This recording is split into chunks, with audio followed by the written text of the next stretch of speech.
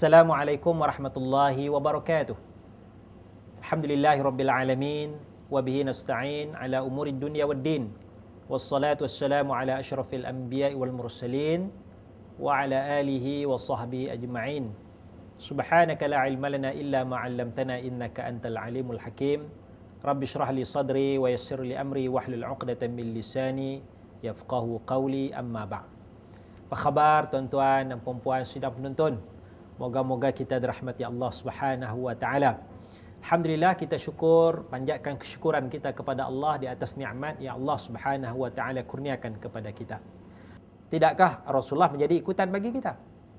Maka pahaman dia akan jawab. Dia kata Rasulullah memang sudah yakin. Rasulullah sudah yakin, dia kata, cuma Rasulullah buat tu optional, pilihan saja. Makna kata kalau Rasulullah tak solat pun tak apa dah. Cuma Rasulullah ni ketua masyarakat, Rasulullah ni adalah Nabi, Rasulullah pemimpin masyarakat, maka Rasulullah kena tunjuk contoh teladan yang baik. Rasulullah kena tunjuk contoh teladan yang baik. Jadi Rasulullah solatlah. Sama dengan Abu Bakar. Abu Bakar pun dia ketua, dia jadi khalifah. Dia sahabat utama Nabi, salah seorang sahabat utama Nabi, maka dia kena tunjukkan contoh yang baik. Dia buatlah ibadat. Dia solat, dia baca Quran. Samalah dengan Umar Al-Khattab, samalah dengan Uthman Affan, samalah dengan Sayyidina Ali bin Abi Talib radhiyallahu anhum ajma'in. Mereka jadi ketua, tunjuk contoh. Sungguh juga. Jadi kadang-kadang kita tak boleh jawab. Sebab apa? Sebab hujahnya Quran dan masih lagi ada sandaran kepahaman dia daripada hadis-hadis daripada sunnah-sunnah Rasulullah sallallahu alaihi wasallam, ya. Jadi ini antara kaedah bagaimana ajaran tu nak menyesatkan kita. Jadi sebab itu saya katakan awal tadi, ya, tuan-tuan dan puan-puan sebelum tu, awal tadi, kalau pahaman tu suruh kita tinggalkan Quran, senang maknanya kita tahulah hukum. Kata pahaman ni dah tergelincir daripada jalan yang lurus. Sebab dia suruh kita tinggal Quran. Tapi banyaknya pahaman yang tak betul, dia tak suruh kita tinggalkan Quran. Dia tak suruh kita tinggal Quran, dia suruh kita amalkan Quran. Dia suruh kita baca Quran. Dia gunakan ayat dalam Quran untuk berhujah. Macam dua contoh ayat tadi, ya. Apa ayat apa? Ayat aqimis salata li dzikri. Dirikanlah solat untuk ingat kepada Allah. Wala dzikrullahi akbar, dan ingat kepada Allah itu lebih besar daripada solat. Maknanya kalau dah ingat tak perlu solat lagi. Dia hujah dengan ayat Quran, wa'bud rabbaka hatta ya'tiyakal yaqin. Beribadahlah kamu kepada Allah hingga datang kepada kamu oleh yakin. Buat ibadah sampai yakin. Kalau sudah yakin, pahaman ni bagi tahu kita tidak perlu lagi buat ibadat. Kerana limit dia, had dia, maksimum dia adalah sampai yakin. Jadi kalau sudah yakin, kita berhentilah. Jadi ini yang katakan bahawa kita bagaimana kita nak minta kepada Allah Subhanahu wa taala, dinas siratal mustaqim, ya Allah, tunjukkanlah kami jalan yang lurus. Jadi banyak tuan-tuan pahaman-pahaman yang tak betul yang nak merosakkan kita, ya. Saya nak baca sikit contoh-contoh bagaimana sesuatu pahaman tu mengandungi ciri-ciri, mengandungi unsur-unsur yang tak betul. Jadi saya rujuk daripada satu buku, ya. Satu buku yang sebut ni 40 ciri ajaran sesat. Ya, satu buku 40 ciri ajaran sesat. Jadi dalam buku ni disenaraikan 40 ciri. Tanpa disebut nama mana-mana pahaman. Sebab kita tidak menghukum kata pahaman ini sesat dan sebagainya. Itu kita serahkan kepada pihak Jabatan Mufti, Jabatan Kuasa Majlis Fatwa dan sebagainya. Tapi kita nak melihat, kadang-kadang kita pergi ikut satu pahaman sekian, ikut ajaran sekian, kadang-kadang ada ciri-ciri yang perlu kita waspada, perlu kita hati-hati. Yalah, maklumlah yang mengajar kita berada di seluruh negara, seluruh dunia kita berada. Barangkali di tempat kita ada guru agama yang mengajar begini-begini, barangkali ada ustaz yang mengajar begini-begini. Kadang-kadang perbezaan pandangan itu tidak ada masalah. Tapi kadang-kadang sampai satu tahap, dia ada unsur-unsur yang nak menyeleweng daripada jalan yang lurus, jalan yang sebenarnya. Baik, saya nak sebutkan beberapa contoh. Misalnya, ada 40 ciri, saya nak sebutkan sebagai. Yang pertama sekali adalah ciri menolak Quran. Kalau pahaman itu tolak Quran, itu jelas out dah, tak boleh pakai dah, ya. Yang kedua, memperlekehkan hukum hakam yang ada dalam Quran. Dia tak tolak Quran, tapi dia pakai Quran. Tapi hukum-hukum yang sesuai dia ambil. Yang tak sesuai dia kata tak sesuai dengan zaman dah. Ni dah outdated dah. Ni zaman kuno punya, ni zaman silam punya ni. Barangkali solat pun dia boleh petikai kan, solat satu masa nanti. Jadi sebab itu kita nak kena hati-hati kalau ada yang memperlekehkan hukum hakam, memperlekehkan ayat-ayat Al-Quranul Karim, itu bahaya. Itu antara contoh. Kemudian ada lagi ciri, itu ada yang mendakwa sebagai nabi ataupun rasul baru. Nabi dan rasul baru. Barangkali dia naik, kita ikut satu pengajian, barangkali yang mengajar tu mula-mula kita panggil ustaz. Kemudian kita panggil tok syekh, tuan syekh. Kemudian naik satu peringkat dianggap sebagai mujaddid. Kemudian naik satu peringkat dianggap sebagai Imam Mahdi. Naik satu peringkat lagi dialah nabi. Kita kata dalam Quran kan ada ayat kata nabi, tak ada apa, Nabi Muhammad tu akhir zaman. Maka Muhammadun aba ahadim min rijalikum walakin Rasulullah wa khataman nabiyyin. Allah Ta'ala sebut dalam Quran, tidaklah Muhammad tu bapa kepada seseorang kamu, walakin Rasulullah, tetapi Muhammad itu adalah Rasulullah. Nabi Muhammad adalah Rasulullah. Dan wa khatam an-nabi, dan Muhammad itu adalah khatam an-nabiyyin. Apa makna khatam? Makna khatam ni maknanya penutup para nabi. Makna tidak ada nabi yang baru. Tapi ada pahaman dia mendakwa, ini nabi kita, nabi yang baru, ini rasul baru. Kita kata dalam Quran, ayat Quran kata khatam nabi, maka fahaman ni bagi tahu khatam tu bukan makna penutup semata-mata, ada lagi makna yang lain. Khatam tu makna apa? Khatam tu maknanya cincin.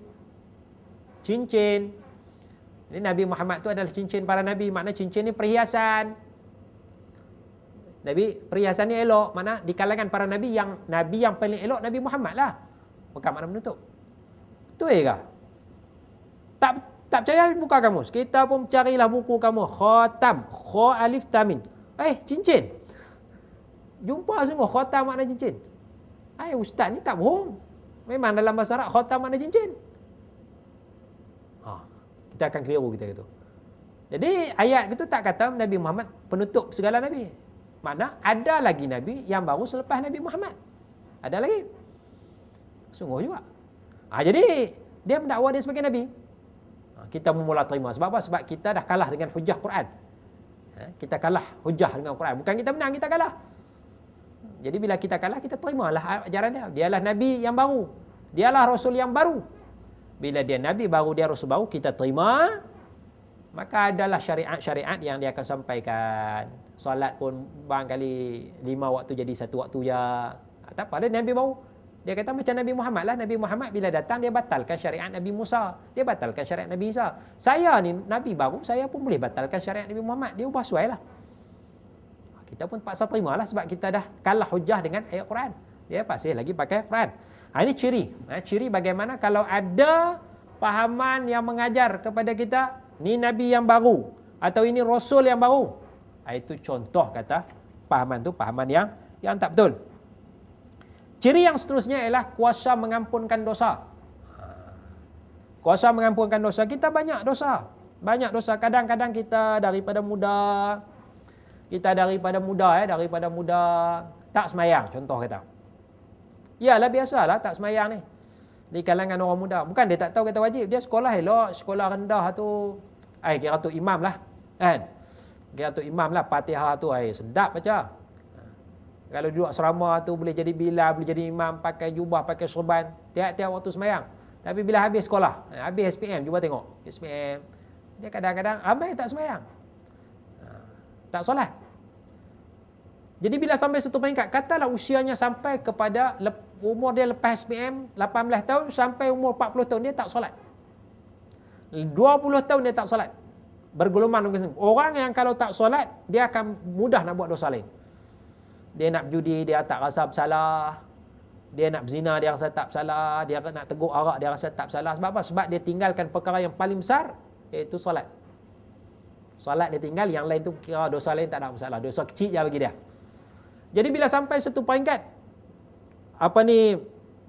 dosa dah banyak, nak taubat. Bila nak taubat, carilah ustaz.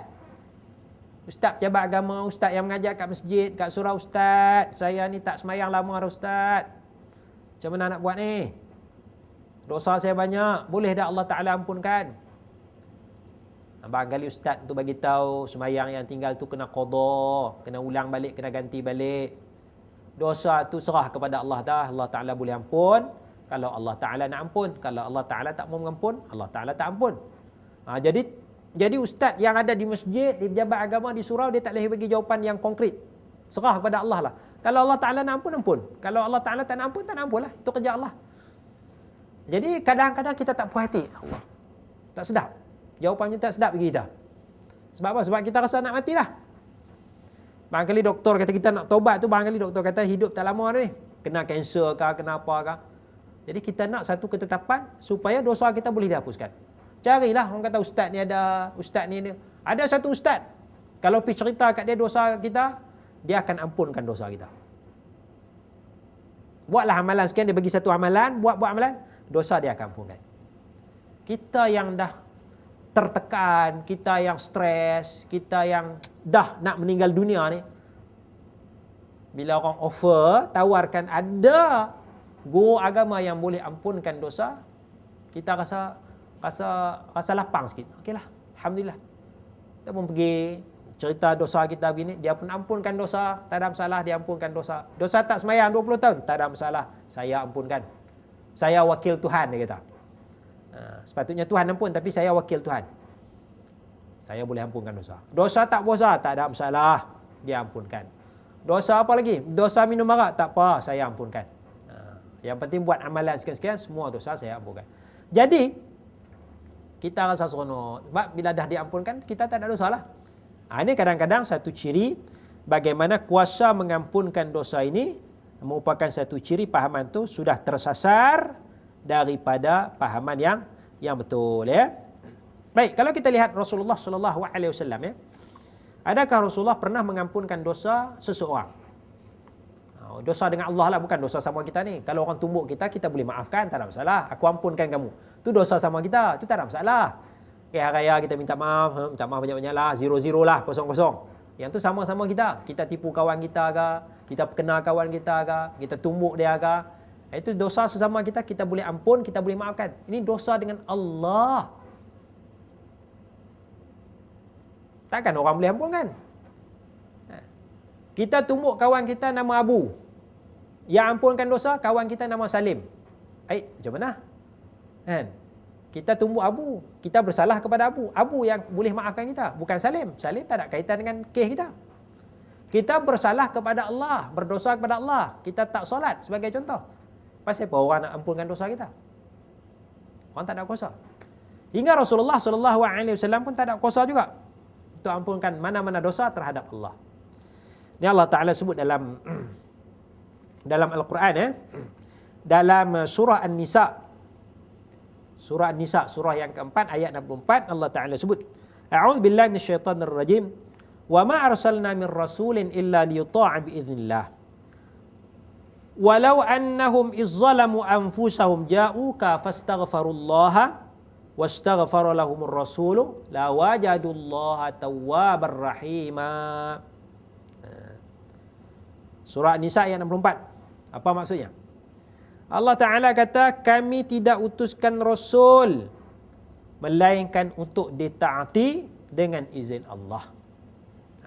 Taat kepada Rasul tu dengan izin daripada Allah.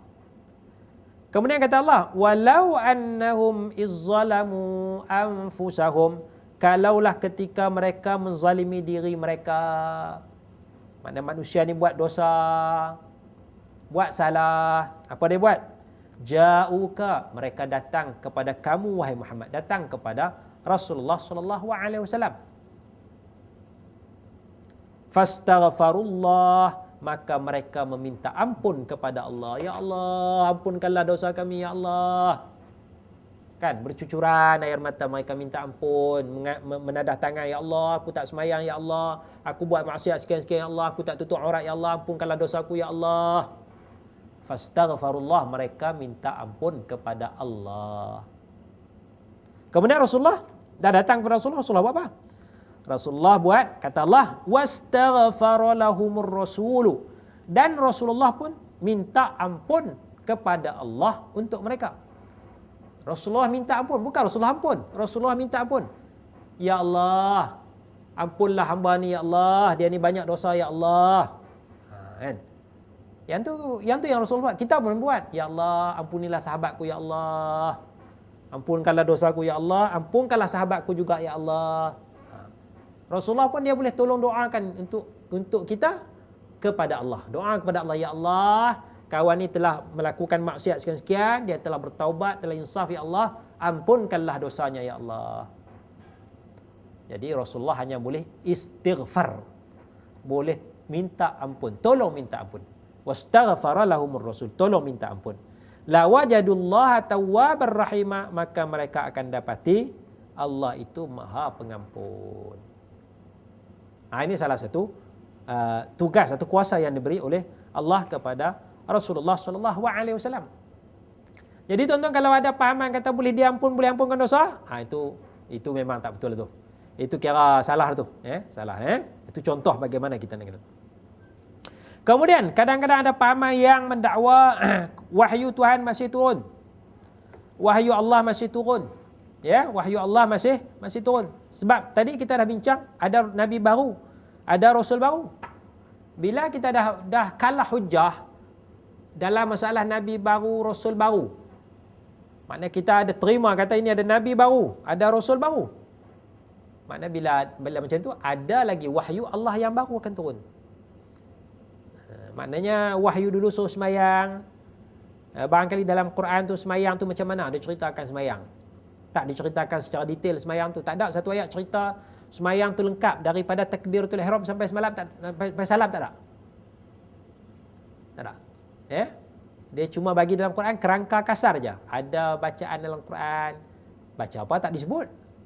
Ada rokok, ada sujud. Jadi Nabi baru datang, dia kata wahyu baru, kata semayang kita macam ni. Dalam Quran tak ada cerita kata waktu subuh begini, zuhur begini, tak ada. Ada kata kita semayang ni macam ni, waktu kita macam ni. Cuma dalam Quran kata kita bermauquta waktu je, waktu yang telah ditetapkan. Macam mana? Wahyu baru kata kita semayang begini. Jadi orang dia ubah. Barangkali ajaran tu susah lah kita nak mengawal. Semayang subuh sekarang ni 5.40, 5.30, susah ni. Kita buat semayang pukul 7.30 lah.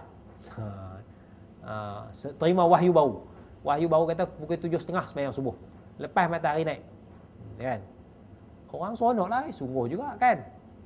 Bangun pukul 6.30, pukul 7 pun tak ada masalah. Sebab apa? Sebab semayang 7.30.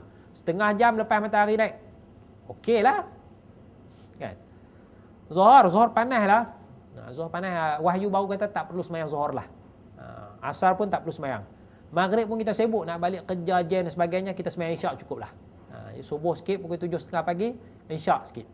Isyak dalam pukul 8 kita kata awal sikit lah. Antara maghrib dengan isyak tu kita semayang isyak, lepas tu balik lah. Barangkali wahyu baru.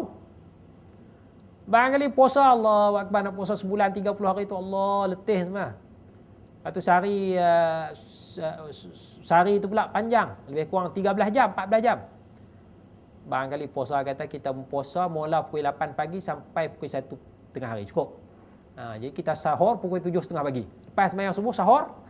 Lepas sahur pukul 8 kita start puasa sampai pukul 1. Lepas itu kita boleh makan dah. Yang penting kita puasa tu sehari tu cukup lah. Wahyu baru. Wahyu. Ini masalah kita kalah hujah dengan apa ayat Quran Nabi baru tadi. Bila dah kalah hujah, kita terima ada Nabi baru, ni ada wahyu baru.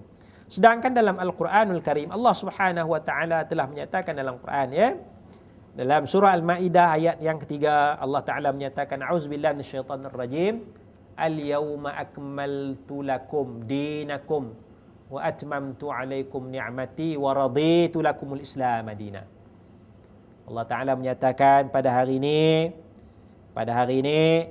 Allah telah sempurnakan bagi kita agama kita. Ayat ni turun di akhir hayat Rasulullah sallallahu alaihi wasallam. Wa atmamtu 'alaikum ni'mati, dan Allah telah sempurnakan nikmat Allah ke atas kita. Wa raditu lakumul Islam madin, dan Allah redha Islam sebagai agama. Jadi Allah dah sempurnakan. Bila dah sempurna, tidak ada wahyu lagi dah. Tak ada wahyu, rasul baru pun tidak ada, nabi baru pun sudah tidak ada, ya. Jadi tuan-tuan dan puan-puan, moga-moga kita dirahmati Allah Subhanahu wa taala. Saya nak ulang balik ialah bagaimana keadaan kita minta kepada Allah, ihdinas siratal mustaqim. Minta kepada Allah agar Allah tunjukkan jalan yang lurus kepada kita. Yang itu yang kita minta tiap-tiap hari 17 kali. Tetapi ada pahaman-pahaman yang tidak betul yang akan merosakkan kita daripada jalan yang sebenarnya. Kerana jalan yang sebenar adalah minan nabiyyin was-siddiqin wasyuhada was-salihin. Jalan yang lurus ni adalah jalan para nabi. Lebih-lebih lagi Nabi Muhammad sallallahu alaihi wasallam. Kemudian jalan siddiqin, orang yang benar. Misalnya sahabat-sahabat Nabi Abu Bakar dan sebagainya, siddiq ni. Bawah sikit pada Nabi. Kemudian jalan para orang mati syahid, syuhada wasyuhada, orang mati syahid, orang yang berjuang pada jalan Allah kerana Allah. Dan was-salihin, dan jalan orang yang soleh. 4 ni jalan yang lurus ni. Tapi akan datang pahaman-pahaman yang akan merosakkan kita. Misalnya ada pahaman yang nak tolak Quran, ada pahaman yang memperlekehkan ayat Quran, hukum hakam dalam Quran, ada pahaman yang mendakwa ada nabi baru, ada rasul yang baharu, ada kuasa mengampunkan dosa, dosa kita dengan Allah diampunkan, ya, dan ada wahyu yang masih turun. Jadi dia kadang-kadang dia datang dengan menolak Al-Quran, itu jelas. Kadang-kadang dia tak tolak Quran tapi masih lagi bersandarkan, berkosmetikkan ayat-ayat Al-Quranul Karim. Jadi sebab itulah kita kena jaga iman kita, kita kena jaga akidah kita, tambah iman kita, suburkan iman kita, bajai iman kita dengan ilmu, ya, dengan ilmu. Jadi antara yang baiknya tuan-tuan boleh rojak buku 40 ciri ajaran sesat ni, bagaimana pahaman-pahaman yang berusaha merosakkan akidah kita daripada jalan yang lurus. Moga-moga kita diberi hidayah oleh Allah Subhanahu wa taala. Mohon maaf jika ada salah dan silap. Saya berundur dulu buat kali ini.